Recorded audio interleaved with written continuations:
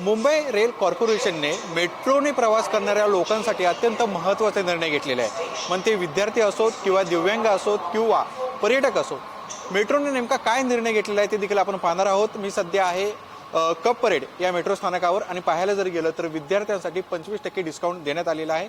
त्याचं मुख्यत्व कारण म्हणजे विद्यार्थ्यांना सोयीस्कररीत्याने प्रवेश करता यावा आणि त्यानंतर जर पाहायला जर गेलं तर मग तुम्ही 45 दिवसांचा पास काढा किंवा 60 दिवसांचा पास काढा, तुम्हाला मेट्रोने अतिशय चांगली सुविधा विद्यार्थ्यांसाठी देण्यात आलेली आहे। त्याचबरोबर जर पाहायला जर गेलं तर पर्यटनासाठी देखील मुंबईकरांना मुंबईचं सौंदर्य निहाळता यावं यासाठी देखील महत्त्वाची भूमिका घेतलेली आहे। त्याचबरोबर पाहायला जर गेलं तर एका दिवसाचा पास तुम्हाला 280 रुपयाला मिळणार आहे आणि त्याचबरोबर मेट्रोने प्रवास तुम्ही करू शकता। 3 दिवसाचा पासाची सुविधा देखील यासाठी तुमच्यासाठी उपलब्ध असणार आहे। 700 रुपयांमध्ये सलग 3 दिवसाचे पासची सवलत जी आहे ती तुम्हाला भेटणार आहे।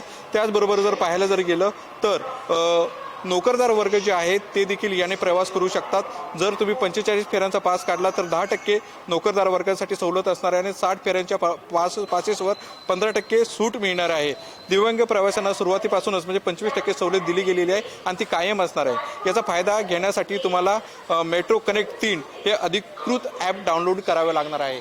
एकंदरीत या संपूर्ण बाबतीत विचार जर करायचा झाला तर मेट्रोने यापूर्वी देखील कशा प्रकारे शेड्यूल असावं यासाठी प्रामुख्याने भूमिका घेतलेली होती आणि त्याचं वर्गीकरण केलेलं होतं। परंतु मेट्रोने केलेल्या वर्गीकरणामध्ये आता मेट्रोसाठी पर्यटकांचा, विद्यार्थ्यांचा, दिव्यांगांचा कशा प्रकारे पाठिंबा मिळतो ते येणाऱ्या दिवसात आपल्याला पाहावं लागणार आहे। कॅमेरामॅन संतोष कडलकसह मी प्रसन्नजित जाधव, LS मराठी, मुंबई।